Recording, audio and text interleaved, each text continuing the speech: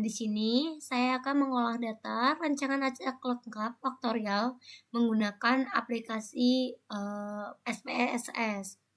Jadi sebelum kita ke aplikasi SPSS, di sini saya akan menggunakan data yang berasal dari suatu makalah yang berjudul Penerapan Rancangan Faktorial Berdasarkan RAL pada Uji Efektivitas Peningkatan Nilai Nutrien Protein Kasar Limbah Solid Kelapa Sawit Terfermentasi dengan Trichoderma raceyi.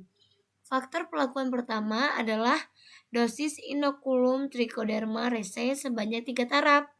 Yang pertama yaitu D2, dilambangkan sebagai 0,2% dosis dari inokulum Trichoderma raceyi, terus D4 itu sebagai 0,4% dan D6 sebagai 0,6%.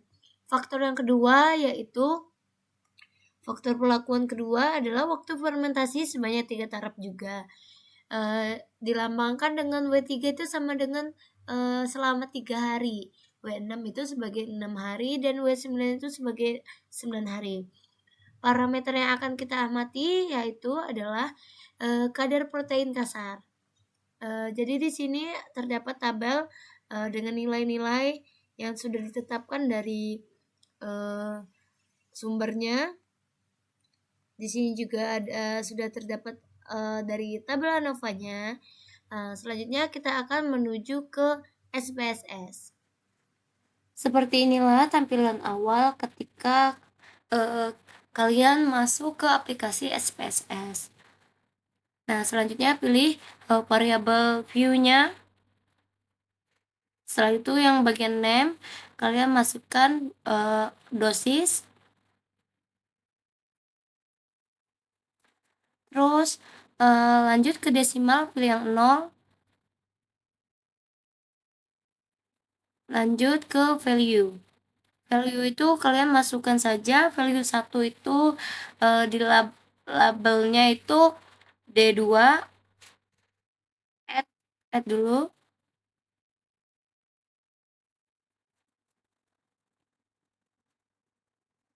Selanjutnya value 2 labelnya itu D4. Add. Terus value 3 itu di labelnya itu D6.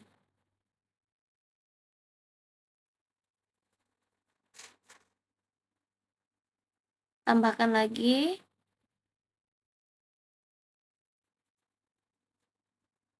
Terus klik OK. Terus yang kedua yaitu waktu fermentasi, tapi kita tulis aja waktu.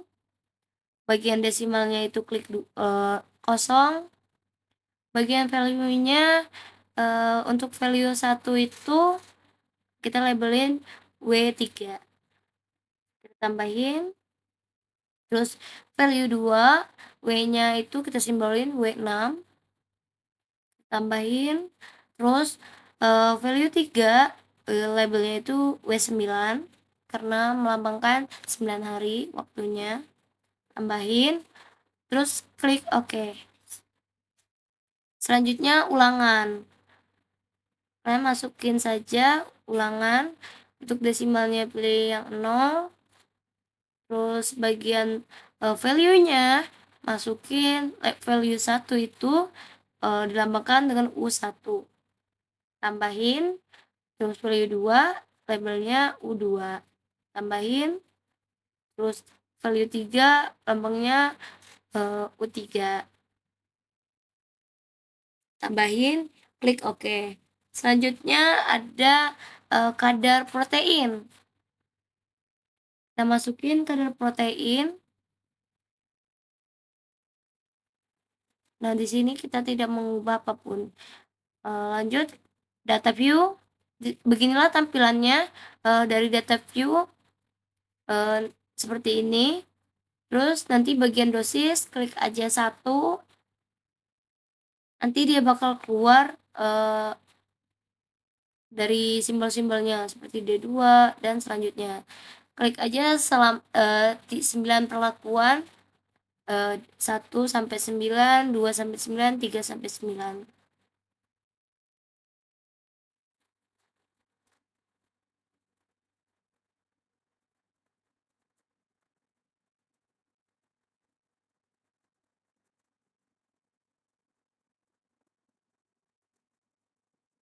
sampai 27 satuan ya, satuan perlakuan ya.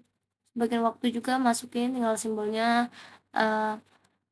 selama 3 hari itu 3 kali, 6 hari itu 3 kali, dan seterusnya.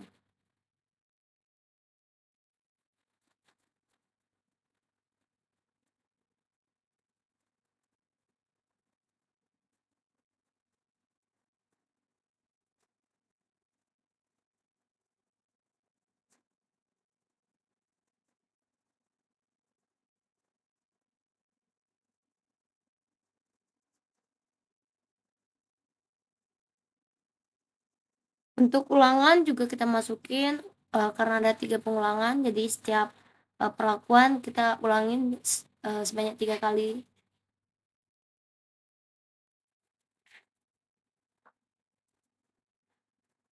Nah, untuk kadar protein ini kita masukin saja nilai-nilai yang sudah ada dari data, sebelumnya.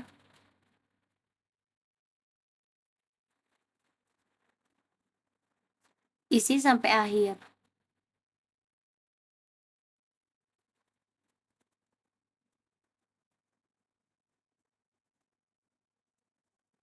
Isinya harus sesuai ya, seperti data yang sudah ditetapkan. Selanjutnya kalau udah, kita pergi ke analisis, bagian general linear model, klik, bagian univariate, klik, bagian kadar protein masukin dependent variable, bagian dosis masukin fixed factor, waktu masuk ke fixed factor. Klik yang model.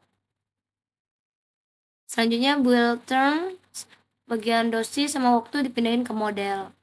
Terus nanti setelah itu klik continue. Oh ya, interaksi antara dosis dan waktu harus dimasukkan juga, baru klik continue.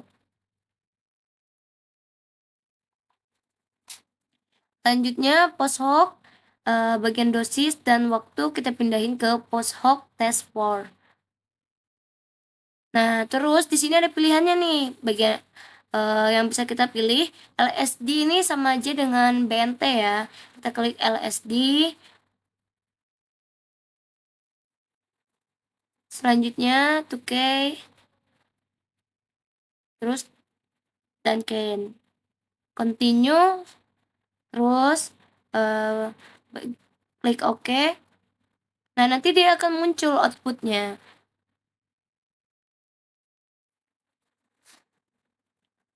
Nanti kita samakan bahwa apakah nilainya sama dengan ANOVA yang sudah ada di Excel.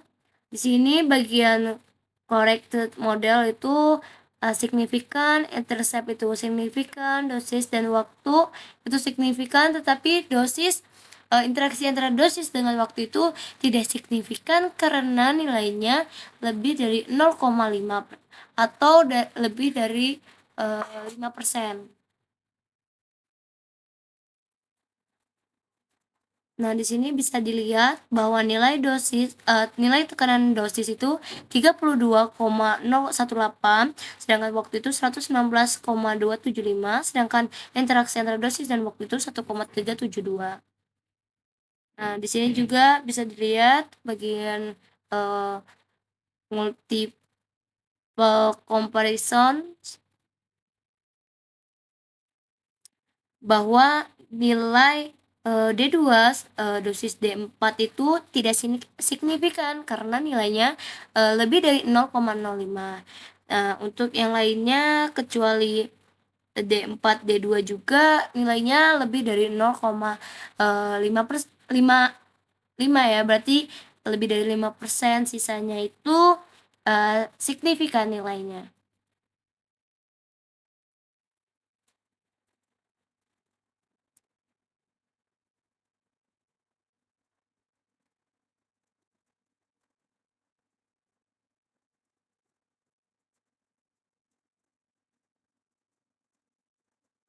Di sini bisa terlihat tesnya, test between-nya.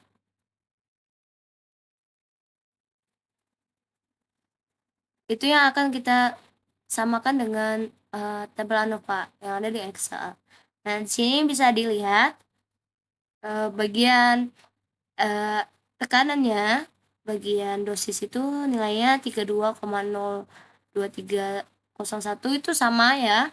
Terus yang waktu itu juga 119,1451 sama juga. Terus interaction itu 1,375514 sama juga. Nah, nilai tekanan ini lebih besar dari F kritis, berarti signifikan. Terus begitu juga dengan bagian waktu itu lebih besar dari F kritis, tetapi untuk interaksinya nilai F kritis lebih besar dari tekanan. Di sini juga kalian bisa melihat di bagian p-value-nya itu bisa terlihat. Jadi nilainya itu sama dengan antara Excel dengan SPSS, nilainya sama semua, tidak ada kesalahan apapun.